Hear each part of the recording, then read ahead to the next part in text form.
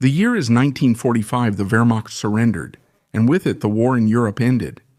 Germany collapsed and was divided into occupation zones by the victorious powers. In the West, France, Great Britain, and the United States were in control, while in the East the Soviet Union ruled. A few years later, the Iron Curtain split the continent. Here, democracy with a market economy and civil liberties. There, dictatorship in a totalitarian system. It was only decades later that reunification and a new Europe followed. But things could have turned out very differently. What if Germany hadn't been split into 4 zones in 1945, but instead fragmented into several states? Winston Churchill was thinking about exactly that, because the plan with the 4 occupation zones was just one of many plans that had been developed years before the surrender. However, it was never implemented. Today, I'll show you what Churchill's division would have looked like and why things turned out differently in the end. Churchill no longer wanted to punish Germany. He was seeking security through structure. Following 2 world wars in a generation, a third was avoided. His approach aimed to break Prussian dominance, control the armaments industry, and balance power politics in Europe. It was less about punishment and more about permanent risk limitation. He divided his considerations into several areas, which looked as follows.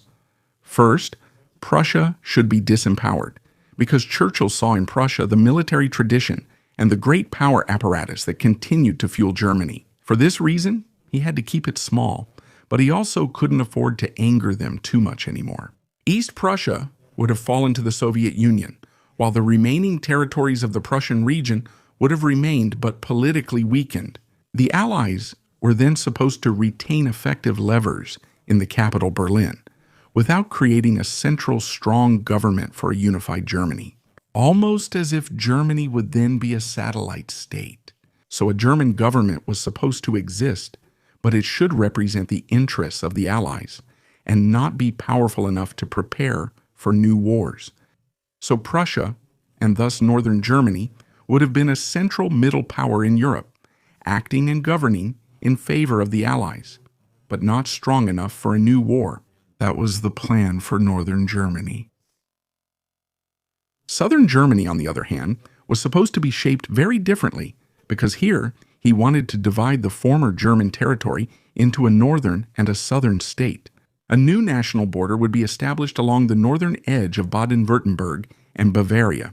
The proposed southern German state, to be named Danubia, was intended to be larger than the current federal states. He had included Austria and even incorporated Hungary, as well as Carpathian Ukraine. The southern German state of Danubia was to be structured like the northern state, but remain independent, in quotation marks. So it would have been similar to the Federal Republic of Germany and the German Democratic Republic, except that both sides would have been influenced by the Western Allies. But the biggest difference is that it would not have been an occupation zone, but 2 recognized states, and that would have been the case from the very beginning. What about the Rhineland? It and the Ruhr area were meant to be an international zone. Western allies would supervise coal, steel, and transport corridors. The aim was to disperse Germany's industrial power and core armaments industry to prevent anyone from single-handedly reviving its war machine, especially not the 2 new German states. So, how does all this differ from the maximal plans? In addition to the harsh punishment concepts, there were also more moderate draft plans. Churchill's line differed in that Germany was hardly supposed to suffer any additional losses in the east. Quite the opposite. It would even gain territory in the south through Danubia. He was determined to avoid the mistakes of the Treaty of Versailles, so no further humiliation, which in part also triggered the Second World War, but rather limitation and integration. A buffer was also meant to be established between the new power blocks. Churchill also saw the Soviet Union as a threat and was secretly preparing plans to attack them after World War II ended. So, Danubia in the south and a North German state in the middle of Europe could have curbed Soviet influence without themselves developing large-scale dominance. And also without the Ruhr area, because resources and armament capabilities would have been further restricted, and in the hands of the Allies. But why did the plan fail, and why did things turn out the way they did in the end? Well, Stalin also had a say in it, and he firmly rejected the proposal. He didn't want a German entity right next to his border, just as would be the case with the eastern border of Danubia. He demanded ideological alignment with Moscow and the westward shift of Poland, which Churchill never intended, since Churchill's plan, apart from East Prussia, did not include any major territorial concessions. The United States also saw risks. Washington feared that a new South German state on the Soviet border could be too heavily influenced, that sooner or later it would become the gateway for the Red Army, either through alliances or agreements that would involve troop movements or the stationing of weapons.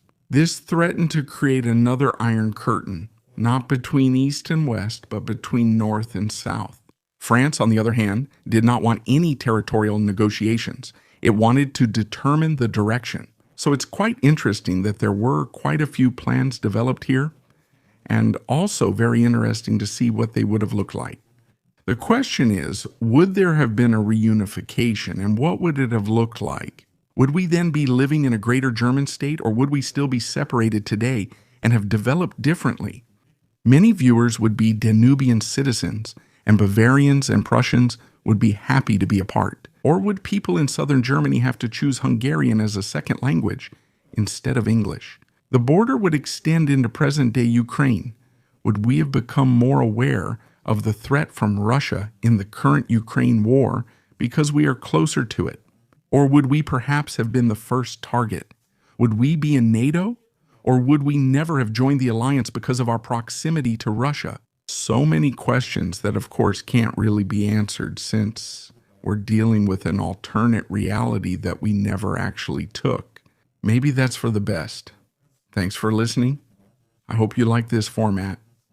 We'll talk again this evening in the Ukraine Situation Report.